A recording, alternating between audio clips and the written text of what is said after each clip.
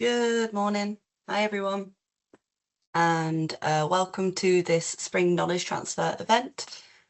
Thank you, everybody, for joining us today alongside Inneauvate, who will be sharing insights from their recent work with Wastewater, which was aimed at creating real-time biological monitoring capabilities in order to optimise treatment performance at some sites at Wastewater.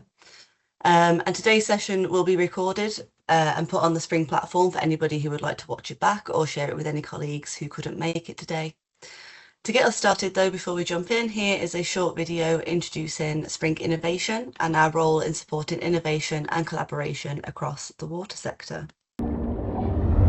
In our industry, innovation is happening everywhere, every day. With so much going on, it's hard to keep track.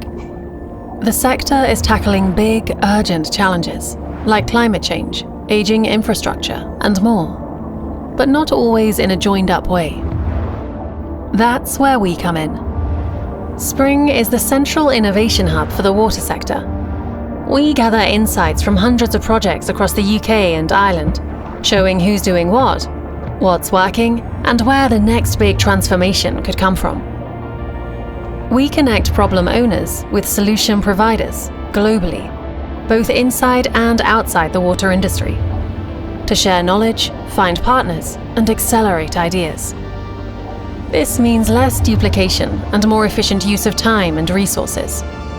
Whether you're looking to learn from others' experiences, find collaborators, or share your own solutions, Spring makes it easy. Together, we're speeding up innovation, driving transformation, and shaping the future of our industry, both in the UK and Ireland. Spring, accelerating water sector transformation.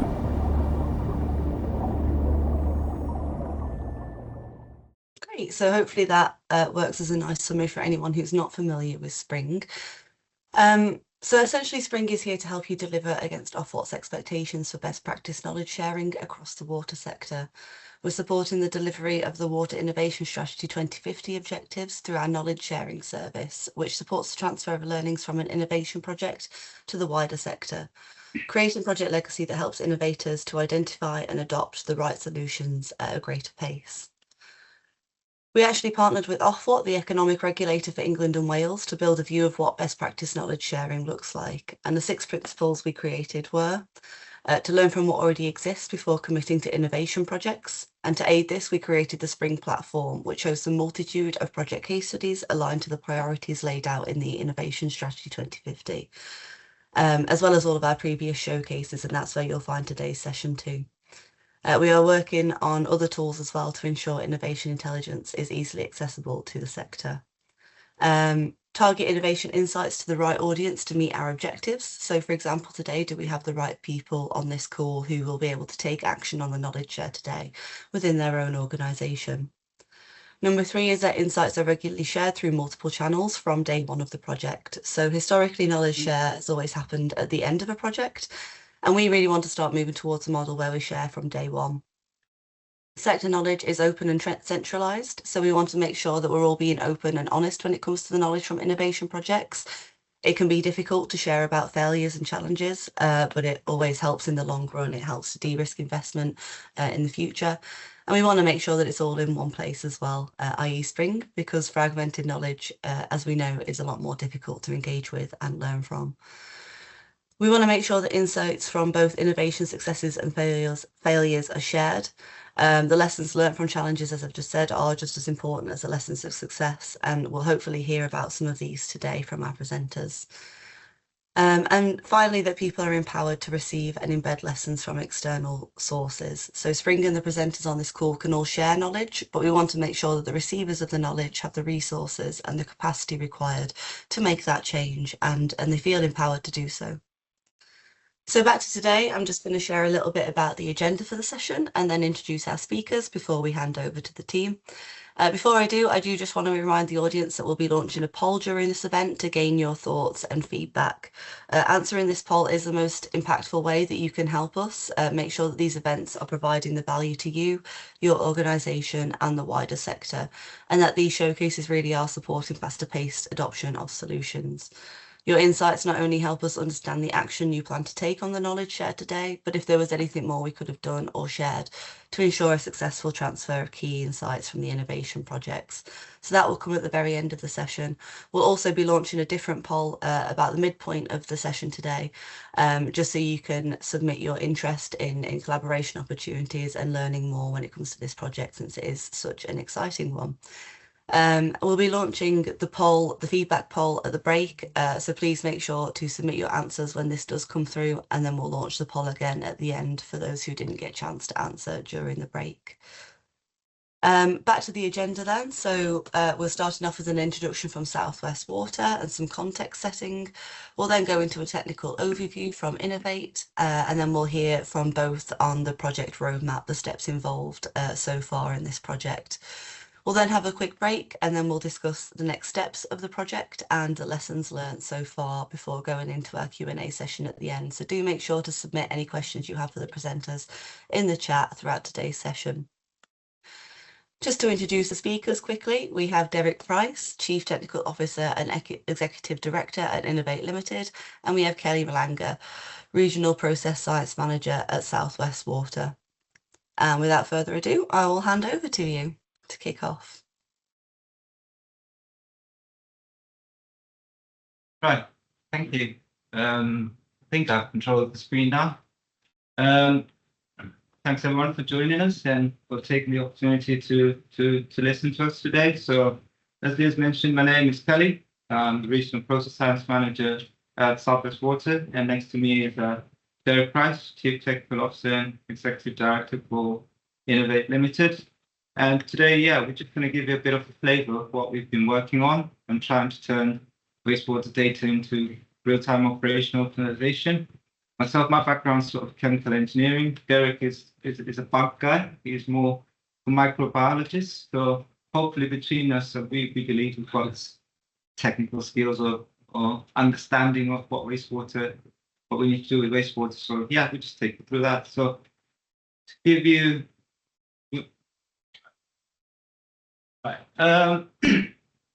so just as an introduction of Southwest Water, for just in case people in the room don't know who we are. So Southwest Water is part of Pennant Group PLC, and we provide water and sewage services to the point a bit at the bottom of the UK. So that is mainly Devon and Cornwall, a little bit of Somerset, we just touch into a little bit, but mainly Devon and Cornwall.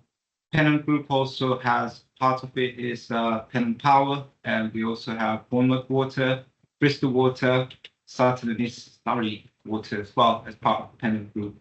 So that's kind of where we are as a business. Goes without saying, to be honest, every water company out there is facing increasing pressures from the government, regulators, media, public opinion. Dare I mention the docudrama that starts with a D? I'm not going to go into it, but I did have a presentation, but I pulled it out in the end, to be fair. But anyway, we all know, we understand the water industry is not everybody's favorite business at the moment. But I know there's a lot of hardworking people out there who are still really keen to move it forward and actually change these perceptions that we have of the water industry. So going back to home at Southwest Water, our key ethos in wastewater services is to be brilliant at the basics.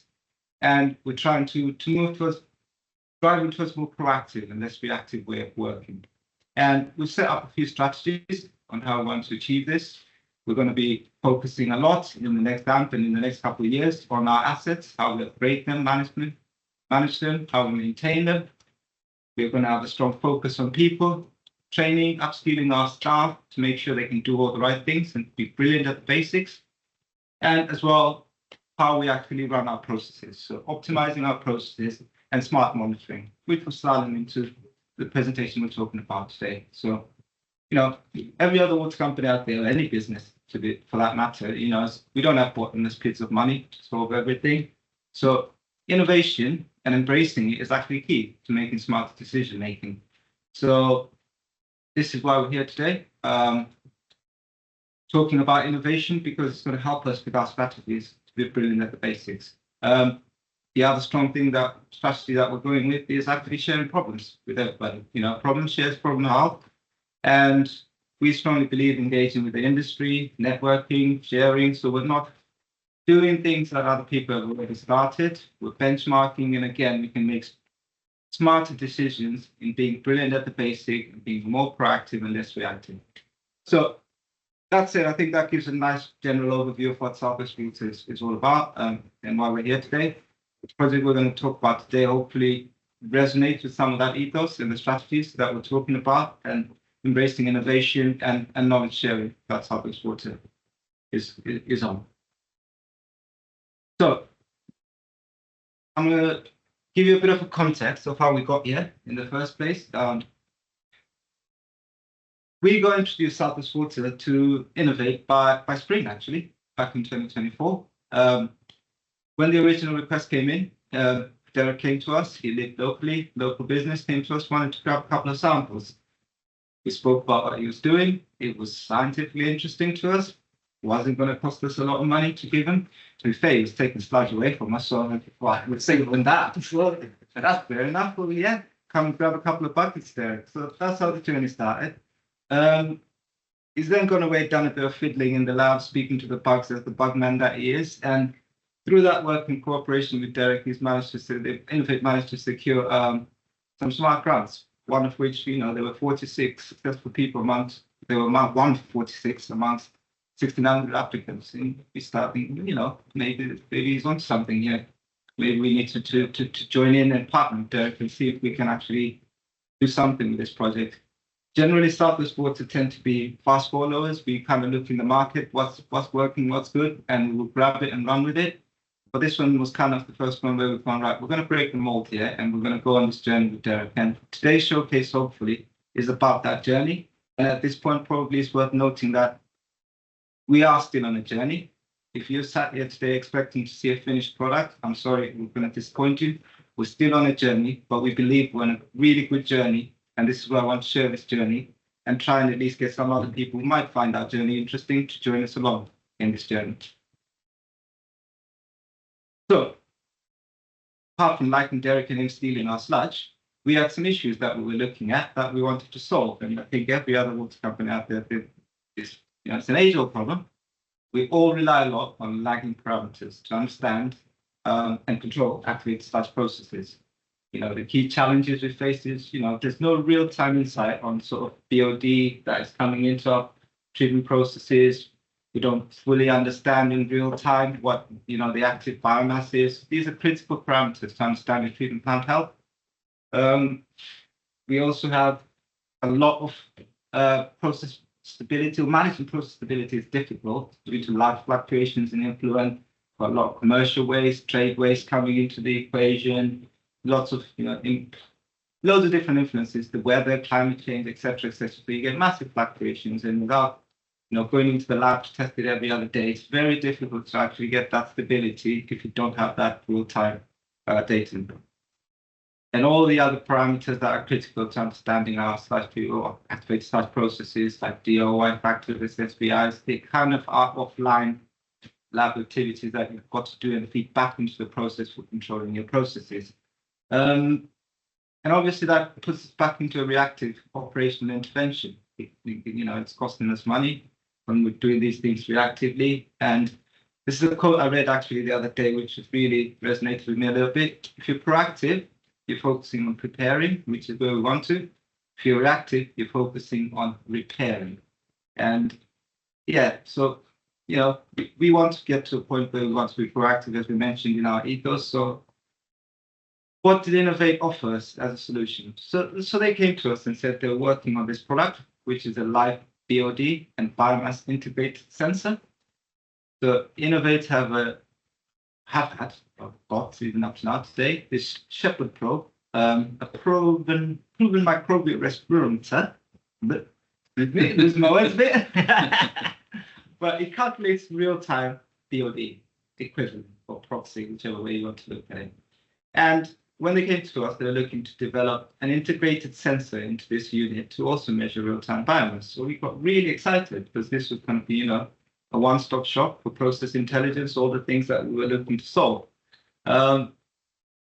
This probe would be monitoring stuff continuously in real time. And when we start digging a little bit deeper and understanding what it was about, there was also a lot of potential to reduce energy in chemical consumption.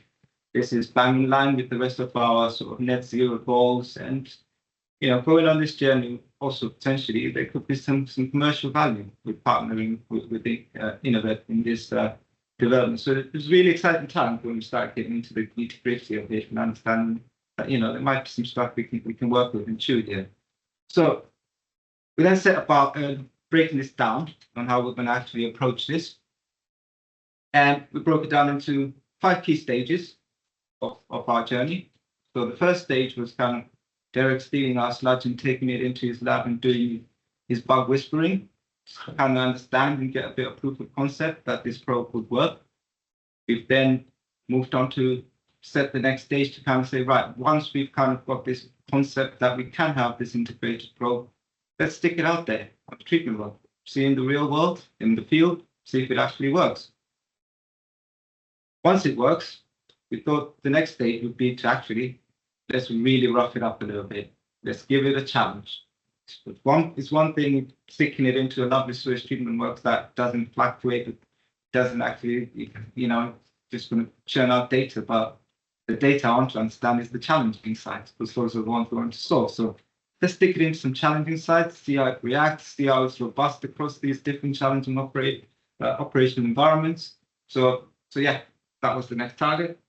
The next stage 4, was kind of then, once we've given it a good shakedown, start looking at what the data is doing and what it's telling us, and how we can convert this into actually usable inputs, and how we can convert this into information that actually adds that smart intelligence that we're looking for. But also from that data, we could actually start looking at further experiments. Is there other things we can, is there interferences, compensation factors? Is there other things we can actually do with this probe that we actually didn't think about in the first place? So again, really exciting stuff. And for me, I get really excited when we get into these stages. And then obviously, once we've proven the probe and the sensor, kind of got to try and use it. So the last stage of it was to kind of try and integrate it to our current control processes, using all the inputs and the smart technology, that smart inputs, outputs coming out of this probe to start actually using it to control stuff and do what we want to do, proactively monitor and proactively react, control our actually sludge processes. So yeah, as I said, we set about to trial it. So the first site we chose for our trial was Marsh Mills. So Marsh Mills is the one on your up here, if you can see my cursor. So this is Marsh Mills. This is in Plymouth. Very stable operational site. It's an AD site. Pretty much, I'd say bulletproof. It has its days where it has a wobble, but it's a really stable process that runs well. So this was the first one you stuck in and say, right, we're going to stick probe and see if it works in an ASP stable. To challenge it, we then chucked the next probe into the site down here at the bottom, which is Buckland. Buckland is in Newton Abbot. Buckland has very complex, varying influent. We get a lot of trade waste comes, trade effluent flows into Buckland. There's a lot of commercial tankard waste that comes into our Buckland site. It's a huge sludge treatment center, which takes different sludges from loads of satellite sites across the sort of that region of the country. So really, it swings and roundabouts in terms of what's coming into Buckland. It's not always a steady influence. So it was a really good challenge for the probe to see what it's going to tell us at that site. And it has a history of filamentous outbreaks and bulking of sludge. So again, it was really some really good insights to actually detect that before it became a really big problem. This probe was the The next site we chose is the one down, where is Radford? Radford's down here. Bottom. So Radford is in Plymstock in Plymouth again. As you probably can tell, I'm based out of Plymouth, so a lot of them were around my area, to be honest. So yeah, Radford is in Plymouth. Radford suffers a lot from saline ingress because it's around the coast in Plymouth. So saline ingress, it does tend to affect the way the biology works. So yeah, we'll chuck it in there, see what it does, see what it tells us. And the final one that we chose for our trial was a site called Camel's Head, which sits in a very, very busy residential area, and also not very far from the dockyard, which has got quite a lot of interesting stuff happening in the dockyard that we don't know about. There's a lot of military stuff going on, nuclear, all sorts of different weird and wonderful things in there. So lots of oil and greases. Really a site that is a high rate site, but has a lot of loading that fluctuates quite a lot.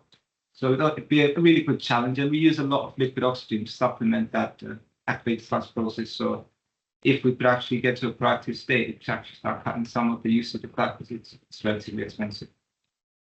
So moving on, so we said we now have our plan, we now have the site. We then decided between us who's looking after what. So Southwest Water, the Pennant Group innovation team, looking after the commercial side of things because I don't understand all that stuff. My team and myself have looked at kind of on the ground, how are we integrating the project, data evaluation, that sort of stuff. The operators on the ground helped us quite a lot to actually get some of the kit in, providing us power supply, various teams power supply, and sort of giving us insight when things are changing on site so we can actually pull that information together with information again out of it. And obviously the Inneauvate team provided the design for the probe, did a lot of the lab testing, installation, analytical collaboration, etc., etc., etc. So I think this is my last slide on this concept setting. So yeah, so where are we with this journey at the moment? So we started this in June 24. We've had project initiation, lab testing. We installed the first probe at Marshmills, which is our sort of control site, back in June. In December 25, we installed the two at Bradford and Parkland. And then so 26 January is when we've really started pulling out data from the instruments and starting to do a bit of analysis. Camel's Edge, the installation has been delayed, and this is due to commence in April 2026. And then going forward, we'll move on to next stage once we've had a bit of time to, we're not quite sure when we're going to get to that part of the journey when we start actually integrating this sensor into the process. But it's probably going to be aligned how we get on with stage 4 really, and analyzing that data and what that data is telling us. Brilliant. I think I did see something flash up in the chat to kind of say where's you missed where the probe is installed in the process. Derek's going to tell you about all of that, actually. Funny enough. Yeah, that's great. Right, so let's go back in the journey a little bit. The whole roots of this project started back in about 2012 in a prior business that myself and a number of the current people were involved in. It was a company called Backtest.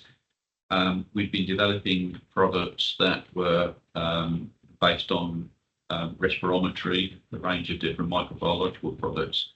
One of those was a thing called Shepherd, which was designed to work in a sewage works in the activated sludge lane and generate real-time biochemical oxygen demand. Now, respirometers have been used in the industry before. They weren't new, and they'd never really reached their full potential because the nature of the sample is extremely difficult. It's noxious gases, you've got corrosive materials there, fat soils and greases. And we never felt that respirometry really sort of achieved its full potential in wastewater. We've been working for some years measuring things like toxic cholera, E. coli, salmonellas and such like in respirometers. And we got a lot of experience of using respirometers that had sensors that were barrier protected. So we were using very fine membranes to protect the sensors themselves. So we felt there was a good match here because we got a lot of experience of sensors that could be protected, and putting that into the wastewater environment seemed like the right thing to do. We spent about 6 years working on this respirometer, probably getting on for £1 million actually by the time we finished it. The one that you can see on the screen is the third iteration, version 3, and worked very well. We got to the point where it had been trialled in quite a few sites in Anglian, Thames, Scottish, and some have been bought. So we've got a really good machine that we thought was pretty robust and was operating pretty well. What actually happened in 2018 was that the business went under actually. We went through a huge transformation in that we had a funding round failure, and the project was canned. at least temporarily, until we got other people that bought up the IP. Time came and went, and the new people didn't do anything with the technology. COVID came and went, and a number of people came and said, well, actually, what's happening to the tech? It's really good tech. Can we resurrect it? And that's what we've done. So in 2022, a partner and I resurrected this project. We bought the last 5 machines, and we now have a new project to actually sort of progress this technology again. The tech has 3 items. You can see on the screen there are really three components. The sensing head, which floats in the activated sludge lane, that takes a sample of 2 litres of sludge every hour. There's a headspace of 1 litre. That gets enclosed, and from that we measure pressure curves, and you can see that there's an umbilical that goes to a control box which controls the sensing head, controls all the comms that go out from the machine. And there's a third component, which is, or was, a cloud-based system where we could do sort of more advanced calculations and communications with people on their laptops, on their mobile phones, do alerts and all that sort of stuff. Where we're actually at with this is we were able to resurrect the probe and the control box and the close calculations, but we've lost, essentially, because there were big partners, Amazon and Vodafone, the big partners are now gone with regard to things like the cloud-based stuff. But we've got the machines, and we can do the local stuff. Now, that will impact, as we see when we come through, what goes on later. When you enclose a sample, what actually happens is you get a respiration curve. Nothing terribly unusual there. But what we can glean from this is we measure a number of things. We measure the height of the curve, we measure the slopes, we measure different slopes at different times. We measure inflection points, areas under the curve, and all sorts of things. So we generate algorithms so that we can measure a whole lot of things that are going on. First thing we can measure is BOD, and that's been correlated to literally hundreds and hundreds of BOD by laboratory tests. And we get pretty much 100% correlation with those once we've set it up properly on the plant and got it set up. Obviously, one thing you can do with respirometry is you can measure slopes on curves, and you can see here simplistically, if you've got a very quick downward going curve, option has been used, and it's being used rapidly, which probably means there's a good food source there, there's enough bugs, and the process is looking strong. If you've got a long, slow curve, that could mean that there's not enough bugs processing it. It could mean that the source is not easy to assimilate, or there's just an imbalance somewhere in the process, possibly even a toxic event, and action needs to be taken. So we can translate all this information into usable data. These are hourly events. So if you then do a time course, this is the little bit that we've now got missing, to be honest. This is what was the software in the cloud would have done for us, but it's currently being rewritten for the new machine. If you do a time course, you can see that every hour you get a set of diurnal algorithms that sort of overlay the plant. We would expect to see that nice and steady. This is a lovely curve in that, lovely place in that it's nice and steady. It's nice and flat going forward. No big bumps in it, other than the fact that you've got diurnal algorithms. But what we started to notice very quickly, in fact, was that when we looked at time courses, we saw an awful lot of events going on in the works that were basically unmeasurable by other routes. This one here, you can see where we've set an upper and lower limit for the BOD. And what's actually happening is this is showing that the BOD is moving up and down inside that and actually going outside the parameters where it really needs to be. And at one particular point, you can see it gone right outside and was predicted to do so by our software because we use 3-term PID to see, what's is the thing. Is the BOD floating around in the middle? Is it going out of kilter? Is it going out of kilter at what speed? And this particular event was an equipment failure, which we spotted and actually could have diluted out the plants over the weekend quite easily. And that would cost a huge amount of money for one of our clients. With regard to the information that we were putting out on a local display and then up into the cloud as well, we could readily measure the VOD, and we could calculate then from that an FM ratio as an indicative measure if we input a manual mixed liquid suspended solids measurement for that day. Now, they are done, most days at a lot of works, but it's not done hourly, that's for sure. So any changes in the mixed liquid suspended solids won't be taken in on the calculation. So it's an indicative output. Algorithms are there calculated to allow for prediction of adverse events. We saw an awful lot of toxic events. We saw an awful lot of loading events that were causing disruptions in the plant. And what that means is that because our algorithms were set up in such a way that we could measure lots of things that were going on with the curves and the time courses, we could actually set a green, orange, and red indicator on the machine to show whether or not we thought that the plant was in a good condition or not. And interestingly, this is something that the plant operations didn't seem to use very much. The local display seemed to be used much more in the cloud. So that's still going to be included, but we'll probably not use that as a local display anymore. With regard to the Pod 5 proxy, so what we actually knew then was we've got a lot of data that says the big Pod 5 proxy works, literally hundreds of data points. What we knew is we've got a machine now that's hourly reporting our biochemical oxygen demand, our process status.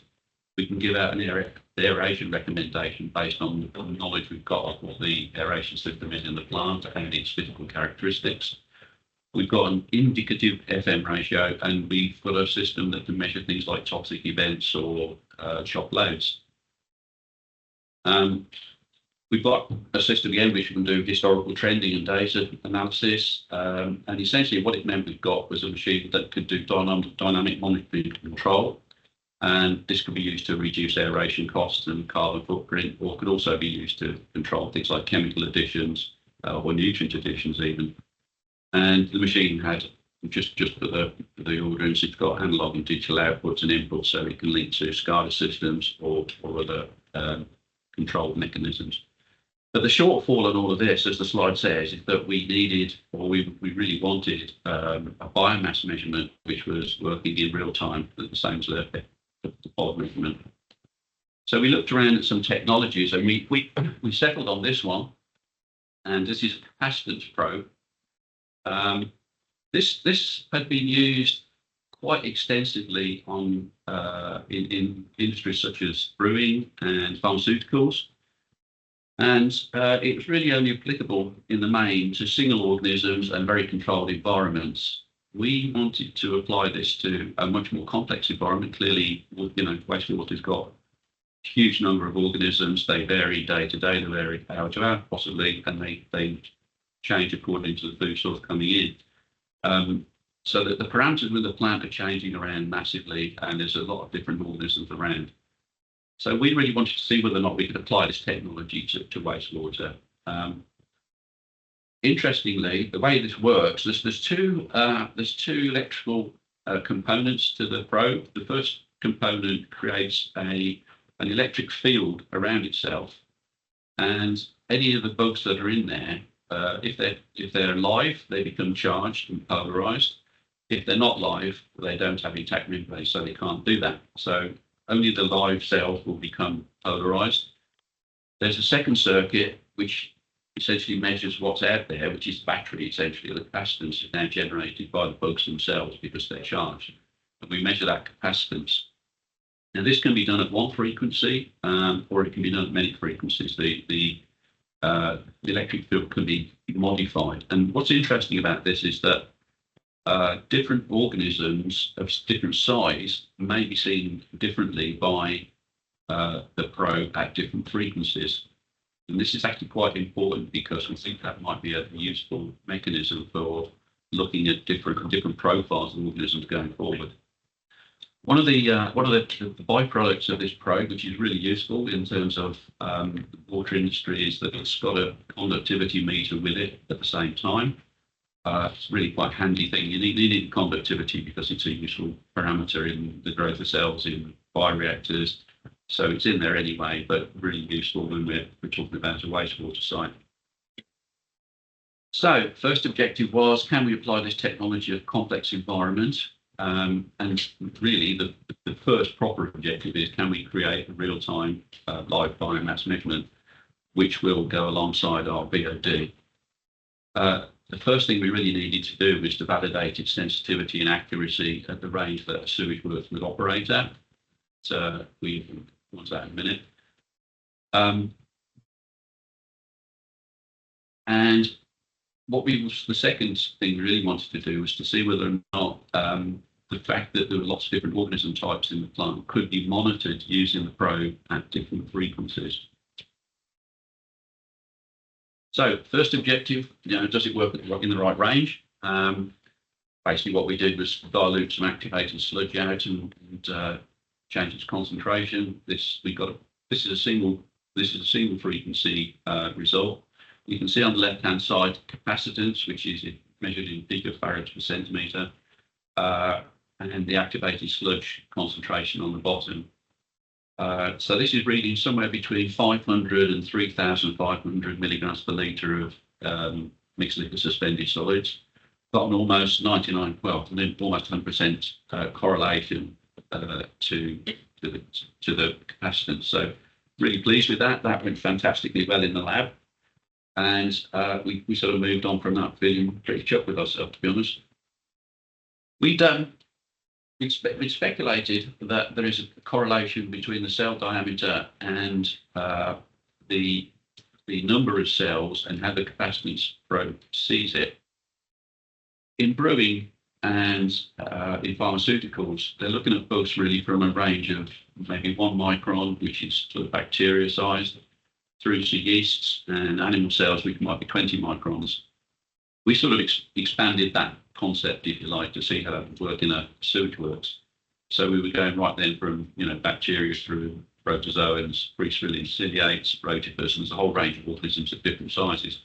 But we generated a concept whereby it said that there is a relationship between the charges that are generated and the surface area to volume ratio of these organisms. And from that, what's important about that is that because that relationship exists, a single frequency should probably see the works or different works very similarly, but not identical.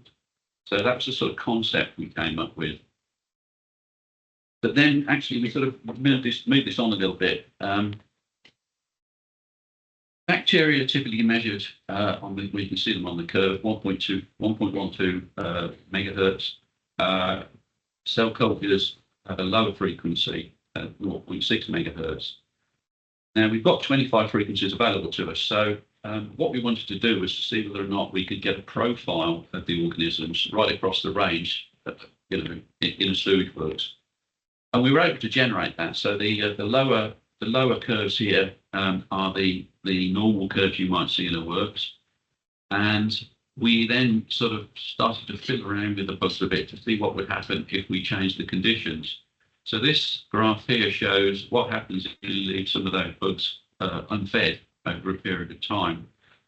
And the first 2 or 3 curves don't really move a lot, the bottom ones. So that's day 1 to day 3. But things like endogenous respiration and such like means that the bugs now become food limited and some will overtake others. And actually what happened was that the profile, which we've proven essentially we can create, actually changes with the status of the bugs. So we were quite excited about this, and we wondered whether that could be applied to the works and even to things like sludge age and toxic events and things like this. So we managed to prove that. We thought that was pretty exciting.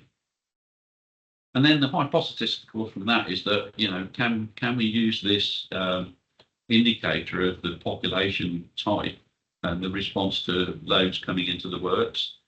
And can it be used to further the right word, to characterize in a combination with the Shepherd sensor what is exactly going on in terms of the microbiology in comparison to the load coming into the site.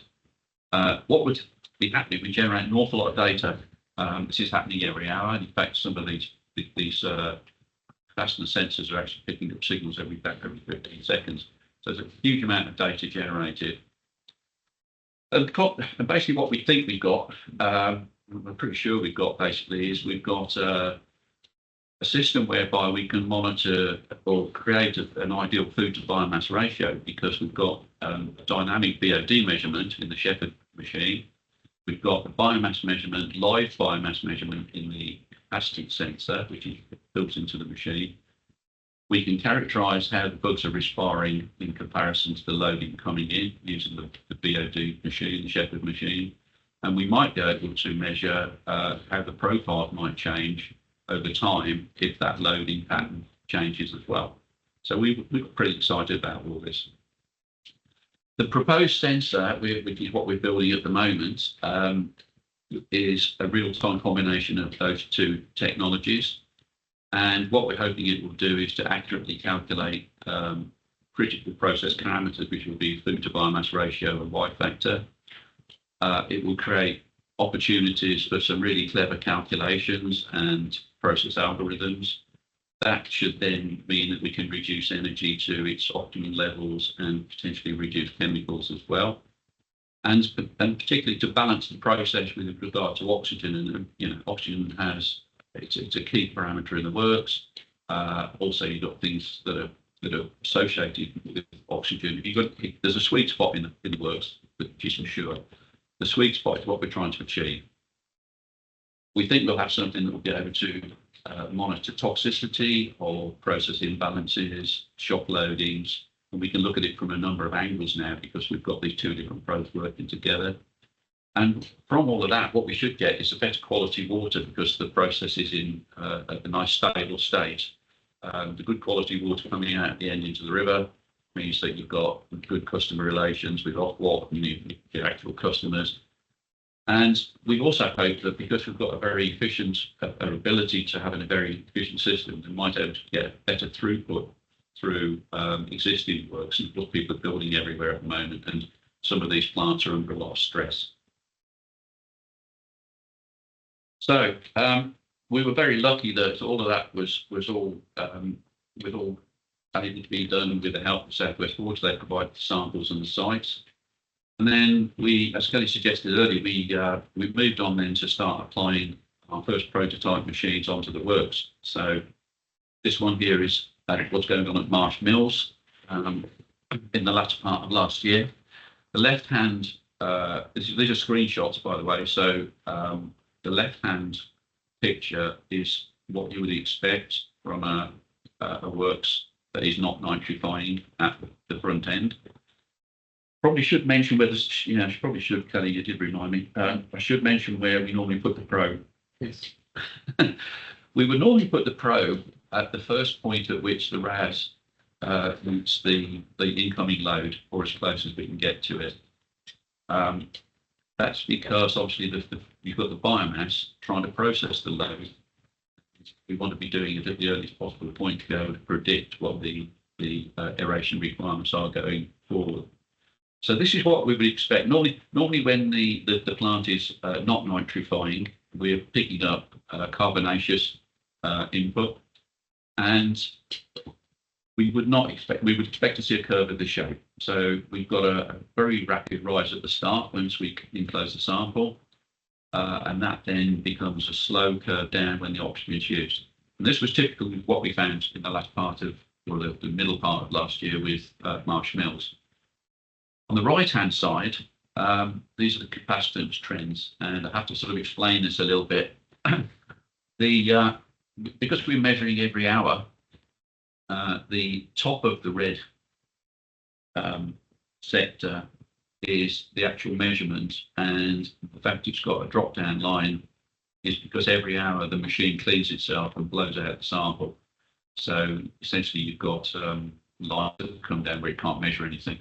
So if you look at the top curves on both of these, the red is the biomass. This is the out from the biomass sensor. The green curve is the conductivity.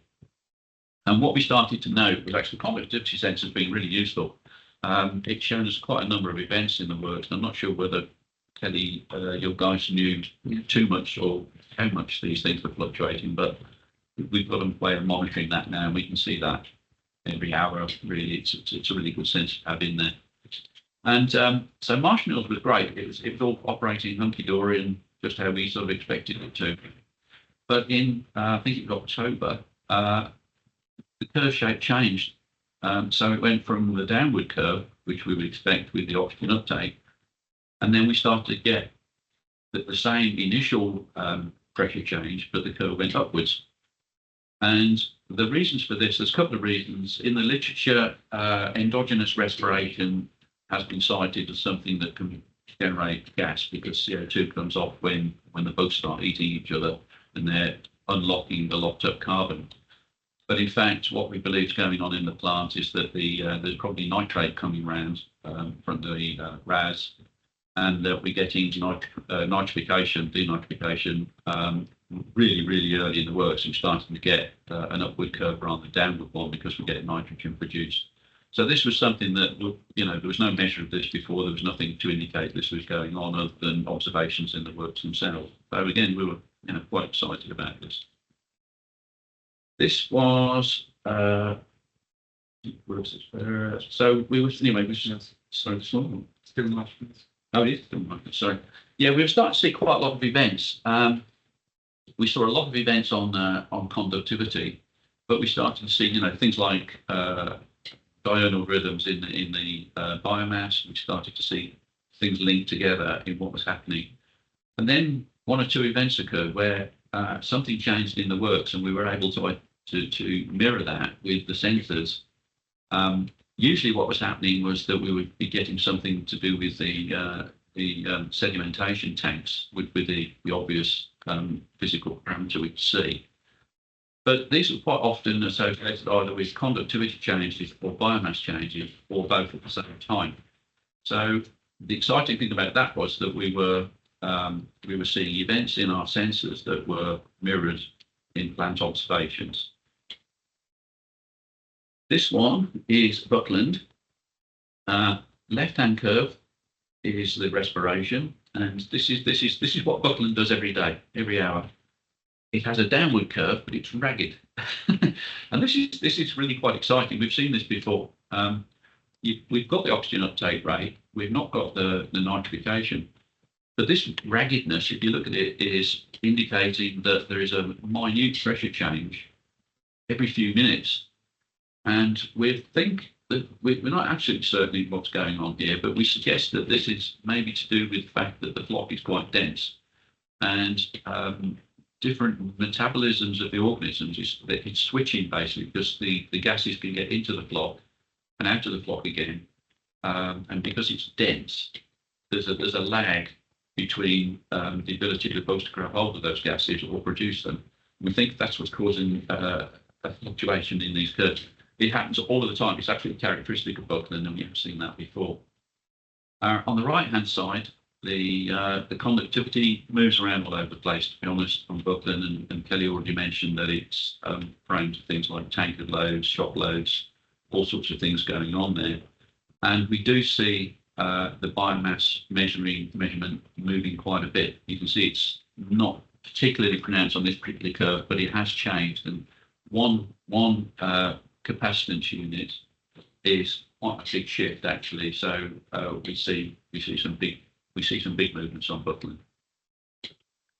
I apologise for this right up front. This is a dreadful picture, but what you can just about see if you stand far enough back is that the conductivity starts up very high, drops off very quickly, rises again, drops off, rises again, drops off. And there's two major events where the conductivity at the start of this graph are really imbalanced. And they're mirrored at the top by the biomass. So there's clearly two huge events going on there where the biomass and the conductivity, both at the same time, have have an event that is of significance. Now, this could be a toxic load coming in. It could be a number of reasons what's happening. But actually, we checked back on this, and on the 9th of December, there was a huge storm went through called Storm Brown. This caused all sorts of devastation in Devon and Cornwall, and we suspect that the event that you're seeing there is actually a mirror of what happened with Storm Brown. So it sort of shows another aspect of what might be useful in an operational environment. This works is Radford. Radford is the site that we know gets salt ingress. So what we really wanted to do is to show, can we mirror the tidal patterns actually of what was going on in this works. Radford always has this upward curve, all the ones we've noted so far. So it's clearly nitrifying. We can, on the right-hand curve, track on the right-hand graph, track the fact that there are diurnal rhythms in the conductivity, which we'd expect from the saline ingress. And if we take that to the next level, over a course of time, we can track, again, the bottom here, the green is the conductivity. You can see that it's mirroring the daily events of the tides, but it's also mirroring what's going on at neap and spring tides. The numbers at the top above the red there are actually the tide height differences. So we know we can use the conductivity sensor to help us with the chemical additions that go into that plant, because it's doing it in real time. And what we did note with this site was that the biomass was changing slightly once the conductivity was risen on these really big tides.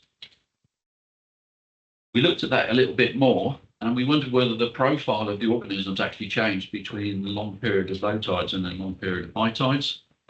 And we found a difference in the profile. So you can see the blue is, I think, low tide. Yeah, on the right hand side there, blue is low tide. The brown is high tide. And there's a frequency scan there, which clearly shows there's a difference. Now, we don't know whether that's an anomaly. We have to talk to the sensor guys to see whether or not that's an electrical issue or a chemical issue. We checked the conductivities, and they didn't change, other than the fact that they were different heights. They didn't change in profile at all. So there's something going on. It might be telling us something we're not absolutely sure, but it certainly needs investigation. Regarding technical achievements, what do we think we've done so far? We've proven that the operational range of the new instrument works really well in the works. We think its sensitivity is good. Its range is bang on where we need to be. We've now been able to define the design parameters for the new machine, which we're going to be building, which is our version 4. That will integrate the two probes together. And we're pretty confident now that we've pinned down all of the environmental issues that you need to be able to do in terms of measuring the capacitance in a sewage works. It's a tricky environment. We have to monitor things like temperature, which changes the capacitance quite a bit, conductivity, natural conductivity, even the physical environment that the probe is in affects the way it works. So we think with the help of South Wastewater, through the course of this work, we've pinned down all of those operational characteristics that mean we can build a new machine that has all the right bits and bobs into it. We've also proven that a single point calibration, a single frequency calibration works on some sites, but we think, and we've generated an algorithm for this, we think that multi-frequency mode will enable us to have a biomass measure that works across different sites without too much calibration once you install it. And then, of course, we've developed calculations for, FM ratio, toxicity, and white factor. I think that's time for a break. Yeah, so before we go into the break, but yeah, thanks Sarah for sharing that. We're a little bit early for the break, I'm assuming. We've got 5 minutes before the break. But now, I think I see some lots of questions coming up in the chat. It's a very short time period. I mean, I have a lot of conversations with Derek. I can listen to Derek for days, to be honest. It really gets me excited because he's passionate about all this stuff. But yeah, we could show loads of data, we could show all of that, and yeah, for now, this is a really quick snapshot in the short sort of time period that we've got to actually share some of the technical knowledge, get into some of the detail, and there will be opportunities to kind of engage with us at a later point if you want to kind of get more in-depth information on what we're talking about. I don't know if Leah is still in the room. Should we take a break? Yeah. Oh, Ellis is coming over, sorry. Thank you. Yeah, so hello everyone. Just want to say thanks to everyone who's joined us and thanks to the presenters so far. We're about to head into a break. My colleague is going to put a poll in the chat to gauge if there's any interest in this project, if anyone wants to know more about it, if anyone wants to contact Inneauvate. So yeah, if you could take the time to fill that poll out during the break or at some point during this showcase, that would be great. And also, yeah, there's going to be a live Q&A session at the end, so please keep your questions coming into the chat. We'll get around to answering as many of them as we can in the session. If we don't get around to answering them in the session, we can upload them with the case study and the slides once they're put onto our Spring platform in about 2 weeks. We'll get answers to them for you. So yeah, the time is, yeah, I think we could come back from the break at 11:10. There's no need to leave the call or anything. Your cameras and mics are muted. So yeah, see you all back here at 11:10. Hello everyone, welcome back from the break. We're now going to move on to a section on lessons learned before we head into the Q&A. So again, throughout this section, throughout the Q&A, please do keep putting your questions in the chat and we will answer them after this section. So yeah, over to you for the lessons learned section. Okay. So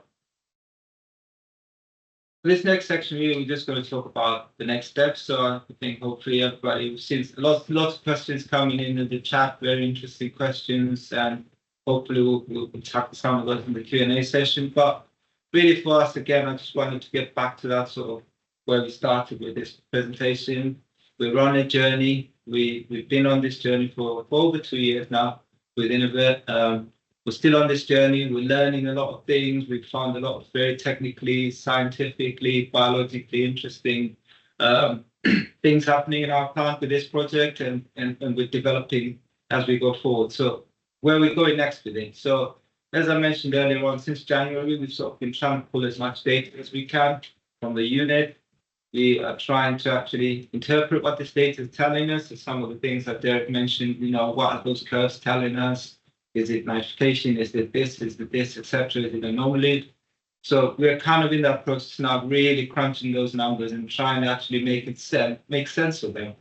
And once we do make sense of what's actually happening and it's repeatable, which is probably the most important thing, that we're seeing repeatable numbers, we can then actually start to convert this raw data into usable inputs, which is what we spoke about obviously as part of this stage 4 of this project.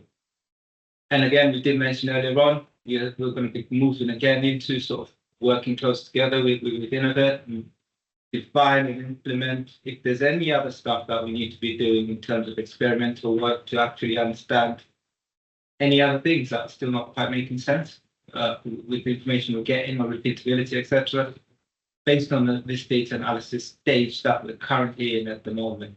And obviously, there's still one of probably my favorite side, Camel's Head, which is probably really going to give this technology the good shakedown. And again, once we give it the shakedown in Camel's Head, it's going to give us more data and more things to think about and more challenges to address, which I get really excited about. And I know Derek gets really excited about. He loves a challenge just like myself. So yeah, we're looking forward to that next part of the project as well. I mean, Derek's already mentioned some of the stuff the Inneauvate team are going to be doing is trying to redesign this new instrument to integrate both of these two capacitance unit and the respirometer, the BOD proxy. We're going to start looking at sort of what outputs we're going to use to kick out of this machine, what the users, the end users, so ourselves, Wastewater, and just generally anyone will be looking at this product, what they want to see, how is this going to be displayed digitally, how is it going to integrate into systems, etc., etc. So that's kind of the next step. What the guys in Inneauvate are sort of looking at, creating the algorithms, getting all the production prototypes, bit of intellectual property, commercial side of things with Penn Group innovation team going on in the background, etc., etc. So a lot of really exciting things and lots of lots of really hard work as well. At the same time, that's still to go. I think we've got to a stage now where the fun science bit, the proving bit is happened, and now we really need to start transforming that into something usable.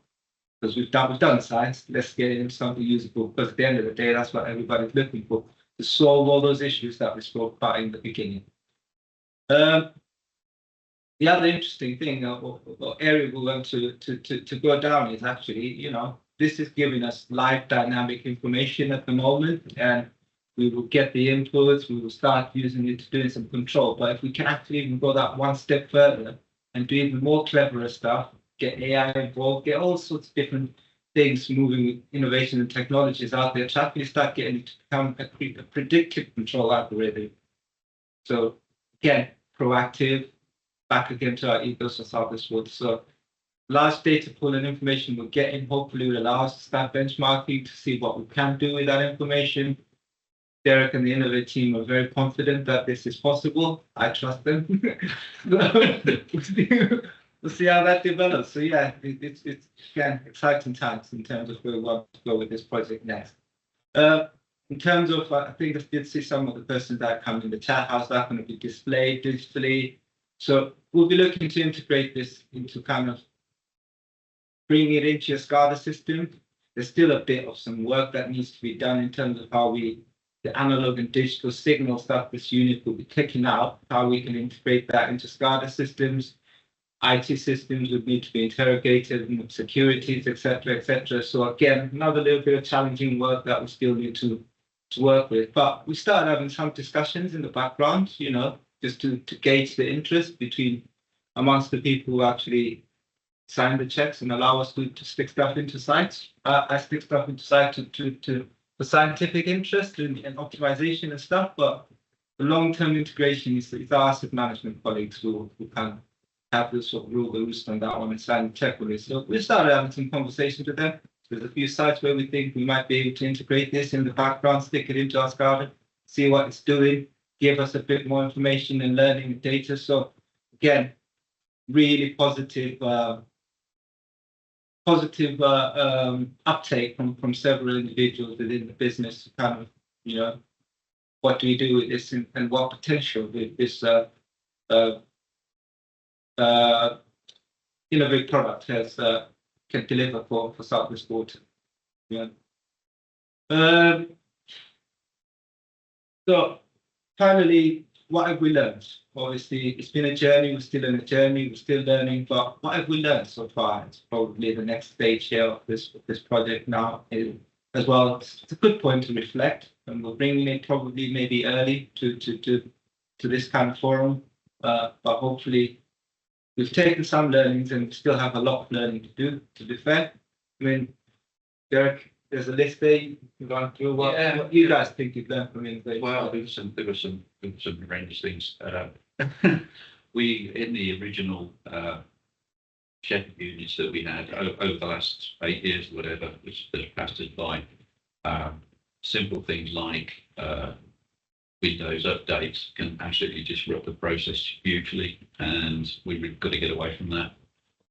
We've got to go to a Linux system which is totally controlled, because even though you can turn off updates, you can't really. Some of them actually embed themselves because they're security.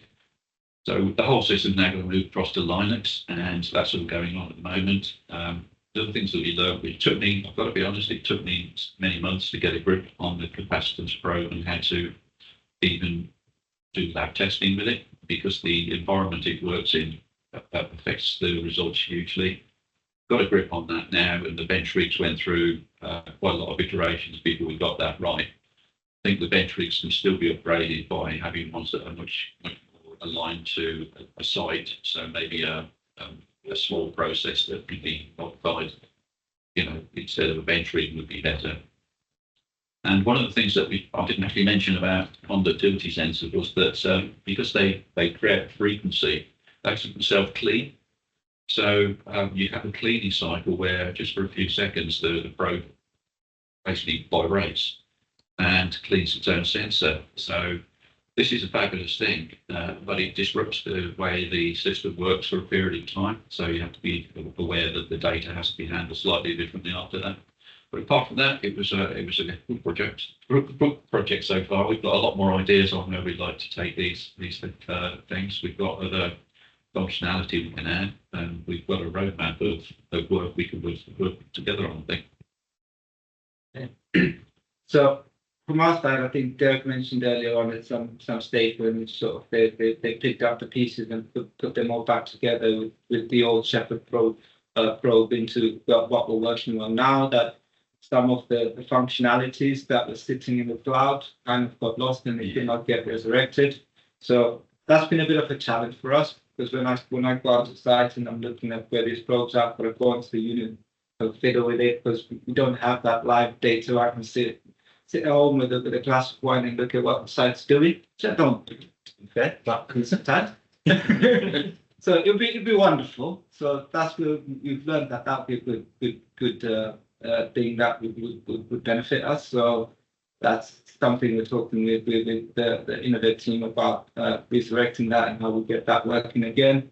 It took us a bit of a while to get some clearances with our IT security people to actually get it all wired up and plumbed in, etc. And so again, if you're kind of going down this route, I think that's an area you need to make sure you're aware of. That, you know, if you're going to be using these units, you have to think about IT security. I think in the end we ended up putting it on a dongle, didn't we? So yeah, we started off with dongles. They typically wastewater plants aren't in very good areas, are they? They're not. When it comes to communicating, so we've actually gone on to a much more advanced system now that we have signals and visible everywhere and manages to communicate. But yeah, it's communications are a problem, but we do need to be able to talk to machines, you know, backwards and forwards, or either really to get the data off, but also because it's a great advantage if you can site, you know, the machine on a plant that's in the middle of nowhere and be able to look at it remotely. So it's very good for control. It's very good as a cost saving because you don't have to have people going out looking at it all the time. yeah.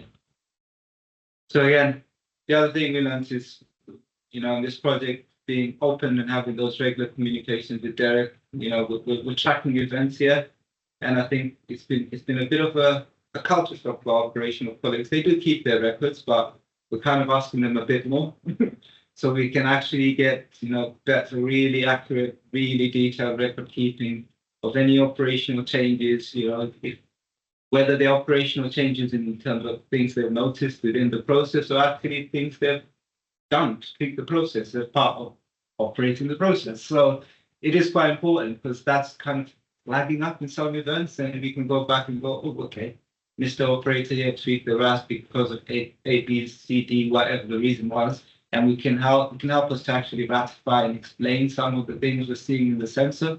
The fact that we're seeing them in the sensor is brilliant, but we actually getting that really good record keeping is very important for this part of us validating this process at the moment and the work we're doing with this project.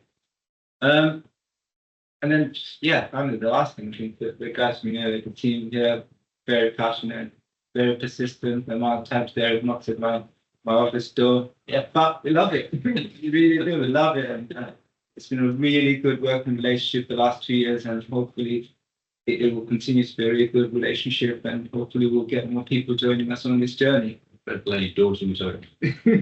Sometimes. No, you're a busy chap, but I've got to say, Savage, to a man, everybody has been massively supportive. And, you know, people respond in such a positive way, which has been great. Yeah. So the last bit here, we're just going to touch on. Obviously, I think for us, it's we're still, like I said, we're still in this journey. We're still working out a lot of things, but we're starting to see some of those benefits, or we think we can see some of those benefits at the moment. You know, operational costs was definitely from identifying these events, etc. We think we can reduce some of those operational costs by being more proactive. You know, remote monitoring. I can look at the plant while I'm drinking my glass of wine at home rather than having to get out of site. That would really be a good tangible benefit. Troubleshooting, etc. Throughput. So there's a lot of things that are tangible that I think we will get from this project at this point, from what we're seeing and where we're going with it. And there's a lot of other intangibles as well there. I think that we've spoken about that a bit. You know, we get that better assurance that our process is healthy, and when it's not, we can actually proactively do something about it, which is great, and react to all these abnormal events. We get information. We're reducing the risk of non-conformity, reducing environmental impact, and keeping the customer happy, regulator happy, and protecting the environment. Because at the end of the day, for me, that's the only reason I come to work every day. Yes, we got to serve the customer. Yes, we got to stick to the regulations, etc., etc. But I'm really the main reason I come to work every day is because I'm passionate about protecting the environment. And if this can help us to get closer to actually doing more to protect the environment, then I'm all for it. To talk about the return on investment, Eric? Yeah. What we're going to speculate now. Yeah, so Ray actually, who's sitting next to me, generated a predictive calculator based on the plant characteristics and how it would be aerated and the changes that might be made using the shepherd unit. And we pretty much validated that on a couple of sites in Inneauvate some years ago. And we were pretty close on that. Somewhere between 5 and 45% might be achievable. I think we work on a factor of about 20%, which is probably average. That's still a really good saving on electricity usage. Just as a note, I mean, the original shepherd unit was designed for a total plant of around about 100,000 PE. And we're quite aware that people would like to use it on sites that are smaller. So in fact, we're redesigning it so that it has a lower cost and easier to apply to smaller works. It's good for us because I think that increases our market size by somewhere between 7 and 10-fold because there's a lot more small works around. So there's a lot going on in terms of the new instrument. Can it be applied to lots more sites than it was originally designed for? I think that's all we have to share today, and I think we'll go on to the Q&A session, and I'm going to pass it to you. Yes, yeah, it's me. So yeah, thanks a lot for that again. That was great. So yeah, let's get straight into Q&A. I think there's actually quite a bit to get through now, which is nice. So the first question we've had come in is from Adam Hanlon, who has said, what systems are in place that would be manual monitoring and which ones would be autonomous? It's a good question because originally we relied on operators putting in mixed liquid suspended solids. That's important to us because the AI relationships we can work out of this, looking at load, looking at ammonia. If that data is available, but we needed the dynamic to work out the correlations, then the bioprobe that Derek's been developing gives us the mixed liquid suspended solids that will go straight into the calculator. So Derek just said behind this is a calculator engine that can predict if you move the optimization of the plant to an area where the plant responds, that will give you energy savings and you can push the plant to those limits. And if it's dynamically putting in the mixed liquid suspended solids rather than relying on operators doing site analysis, and of course this is tuned into the site as well, so it's not calibrated on the site like you do with a Partec instrument. So that really benefits this iteration of the product. Thanks for that. Next question is from Bridget Russ, who has said, what is the biofouling like? She's wondering about localized colonization versus breeding in the influent. Right. What's interesting, when you work on live works, you see the results of fog coming in, sometimes pull the probe out and it's a couple of leeches, and that will be periodic. One of the things we wanted right from the outset was a probe that was designed to not have intimate contact with the sewage, so it would be affected by fog and other conditions. So the probes are protected in terms of the pressure monitoring via a membrane, which is remote from the atmosphere inside the probe. The probe grabs samples of a size that are used in the industry to calibrate with SSVIs, etc. And the new bioprobe has its own self-cleaning aspect, so it's quite robust. That's right. The next one we have is from Lynn Smith, who said, increased conductivity seems to result in higher capacitance equals increased MLSS. Is this correct, or is that just an expansion of the bacterial cells? Right. So if you were to run a test in a laboratory and you had a biomass that was fairly static, there is a relationship between conductivity and capacitance, but it's a bit of an inverse relationship. And that's not what you see on the works, because the works is a really different environment. The cell density is much higher, things like that.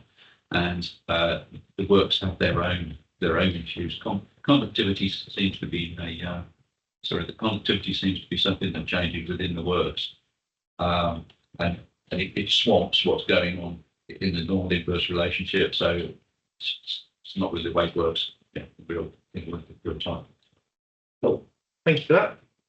The next question is from Craig Corser, who said, we have multiple sites that struggle to achieve low ammonia standards. This varies from FBDA to surface aeration. I'm interested to understand if this works with surface aeration.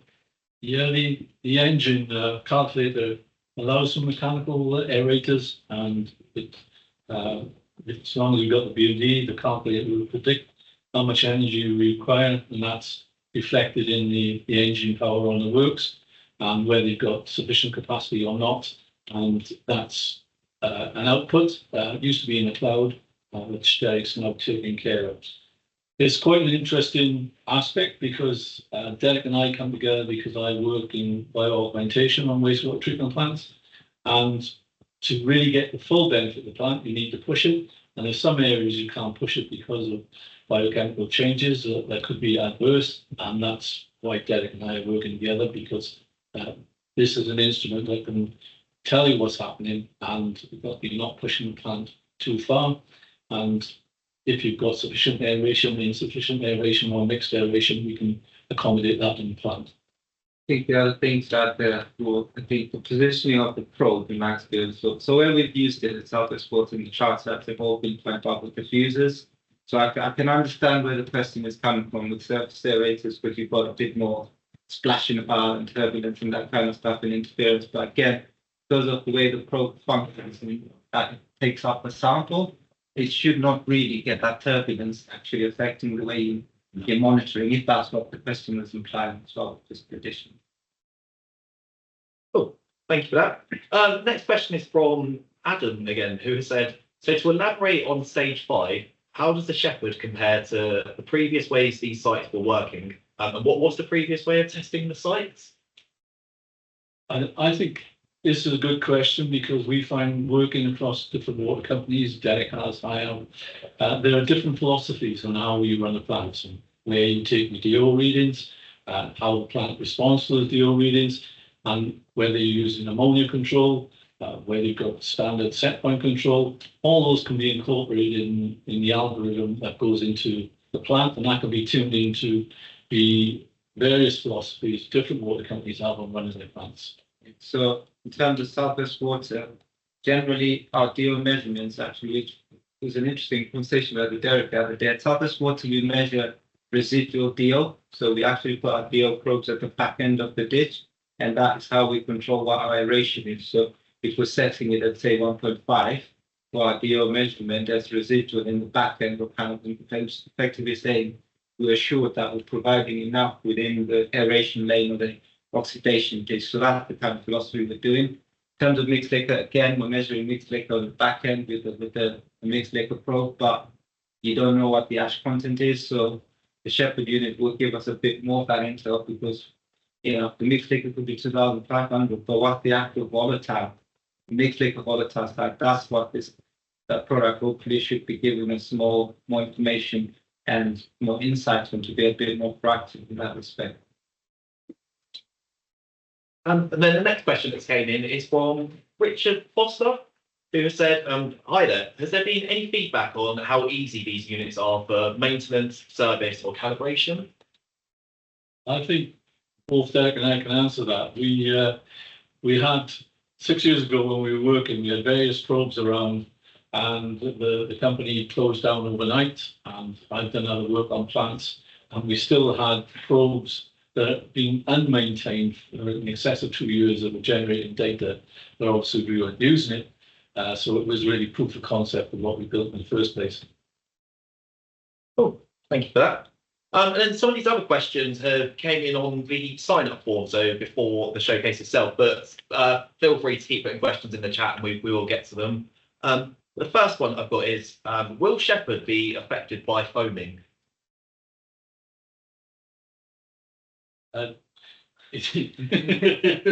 Shepherd is a float, so it works on liquid volume, or it can be fixed. But generally, depending on the plant, it will respond to that liquid volume and not to the foaming volume. So there'll be no effect.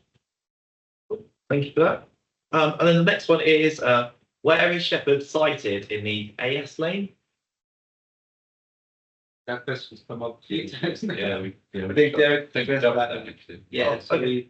it sits in the front of the lane, so where the RAS actually comes in and meets the thing. Yeah, we're trying to predict the aeration requirement. That's what we're trying to do. So we tend not to put them down a lane, and there's several reasons for that. First of all, it's the point at which the load meets microorganisms. So that's what we're trying to measure. In a typical works where it's not nitrifying, it shouldn't be nitrifying there. So it's you get these little downward curves which lead a lot more information from. Cool. Thank you both for that one. And then this one might side slightly, but it's: how does Shepherd recommend an aeration flow rate? The calculator engine is based on the modelling that you would get, but a simplified form, and then that's has some various inputs that can be modified on the plant. For example, the alpha factor, it uses a general one, but that will change with the type of aeration, and you can set that up in the engine when it's deployed on a particular works. Cool. Thank you for that. Next one is: can Shepherd complement other sensors and systems such as ammonia probes and SCADA systems by adding an extra parameter? Absolutely. I mean, one of the benefits that we had in working with Anglian, it was at the forefront of having ammonia control. Some work I've done in the States with my current company, we've looked at load balances, and if you've got information coming back in, you find plants working well, you've got high correlation between ammonia and load and flow, and you can basically run the algorithms on AI with load against turbidity in the effluent, load against ammonia coming in and the effluent. So it's all available in the AI that you put into the system itself, which is what Kelly said they are looking at. I think what is for me what's important is I think this is just like every other instrument and every other operator out there will tell you this. You've got DO probes, you've got mixed liquor probes, you've got other ammonia probes, but this is not aiming to completely replace those. This is actually just trying to be a bit more predictive and give you something more dynamic. So it would be a very useful parameter to have in the SCADA system because it's giving you that indication, the predictiveness, the dynamicness, but it's very important to say you're not trying to replace them. You still got to go and do a test in the lab. The labs will still be there. I like the lab, so you still got to do that test, but this kind of gives you that additional, gives you the heads up. So do I look at this? Is this parameter what it's telling me? Do I need to start investigating what this event is? Do I need to go and really double check this BOD, what's happening? And it gets you being proactive with your plant rather than, well, something's happened, we didn't see it, and we see it when we take the sample into the lab. That's what we're trying to achieve there. Yeah, I think it's a good question as well that we found when we were working with Anglian that some works had a cascade system, so that the works would work on ammonia control. If the ammonia probe dropped out, it would then go on to DO control. If the DO control dropped out, it would go on to set point control. And then if there's even another problem, it would go on to full aeration. And Shepherd was set up on that. We integrated with SCADA by telling the SCADA that the Shepherd probe was a DO probe. Obviously, the SCADA didn't know it was a Shepherd probe, but it could work on a 4020. So that's quite easy to integrate in that respect. Or you can do, as Kelly said, and working in with the SCADA system and pull in all these other parameters as well. Thank you. Next question we've got is: can Shepherd be used on non-nitrifying tanks or sites? And if so, how does Shepherd deal with this? It can work very well in those sites. And one of the challenges is to stop plants get over aerating and getting nitrification that's affecting settlements in the final tank. So the red, amber, green traffic control can be set up to do that and tell you that plant is over aerating or its mechanism of aeration is not working for that particular plant because you are over aerating and you're wasting energy. But not only that, you're producing sludge that's going to bulk in the final tank. So it can work by trying to train the plant in its optimum operational conditions. Thank you. Next one we've got is how scalable is this solution, which was quite a broad question, but yeah. It's very scalable. When we were working before internationally, in fact, people who bought the initial patents were in China, and some of the works they threw at us in China were absolutely horrendously huge. In this country, you'd be looking at the sort of works around the London area, which are absolutely massive. There may be a need for multiple probes. There's nothing stopping you having more than one probe in a lane. So it's all depending on how that works integrated. And you can get at the other end of the scale that we've worked in other areas where a sewage treatment works might have something like 16 DO probes, but you find simplistically in the algorithm they're relying on one or two. So it's really up to the IT and asset management of that works and how they want to work, how many shepherds you want integrating with that data. Thank you for that. Next one that's came in before is what variations between sites are most challenging?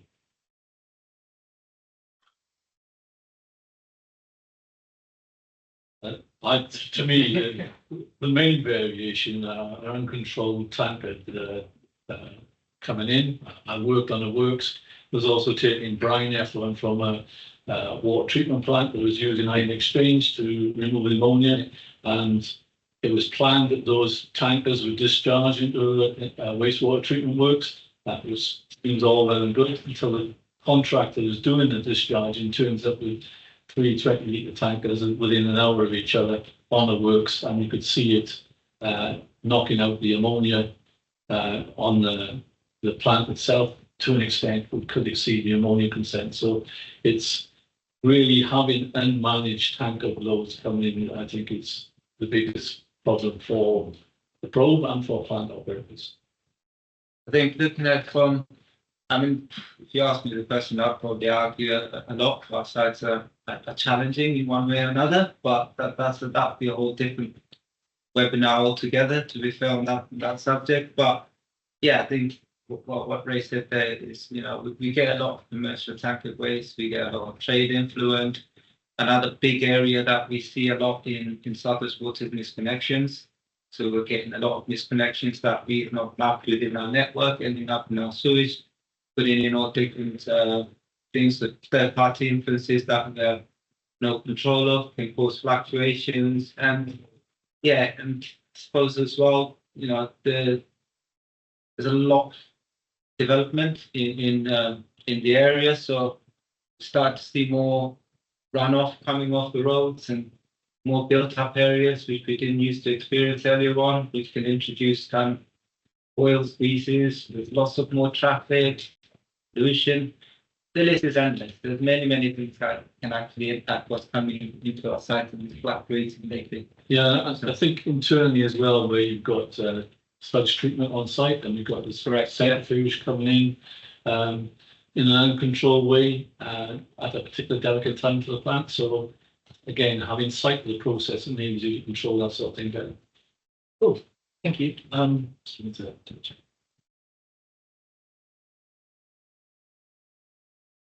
The design length for the probes, we worked on a sort of 5-year design length. Yes. And then with a 6-month maintenance, which is basically a clean and a yearly full maintenance. So They were quite robust in that respect. If the maintenance period was missed, there was no problem on that issue. And maintenance-wise, it's just can be done by a plant operator, that can be done by a contractor, it can be done by Inneauvate themselves. It's very, very simple. I mean, the only really disposable part of the original Shepherd BLE system is that there's a diaphragm on one of the internal pumps that needs changing. So its design life is 2 years, so we basically service one every year. But the capacitance sensor is really its limitation. Is when they autoclave them routinely in pharmaceuticals, so they X number of routine autoclaving cycles.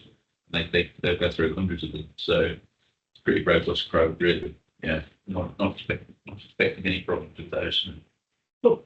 Thank you very much. That is all of the questions that we had now. So, unless anyone's got any final thoughts, we can sort of close it up here. No, all right.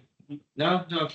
Cool. All right, that's absolutely fine. So yeah, thank you so much to the presenters, but also to everyone who's joined and got involved with the Q&A. As I said earlier, the recording and case study will be available in around 2 weeks' time. We can also upload the slides with that as well, and that'll be available on our Spring platform. So keep an eye out on our LinkedIn for an announcement of when that's live. And then, yeah, just finally, before you go, we have a feedback poll for Spring that my colleague has just put in the chat. If you could take the time to fill that out, it's not very long, but it really helps us keep the quality of the showcases as expected, make sure we're covering things that the audience wants to cover. And yeah, it's just useful for us. So yeah, as I say, the link for that is in the chat. And yeah, that's it. Thank you very much, everyone. And yeah, bye. Thank you.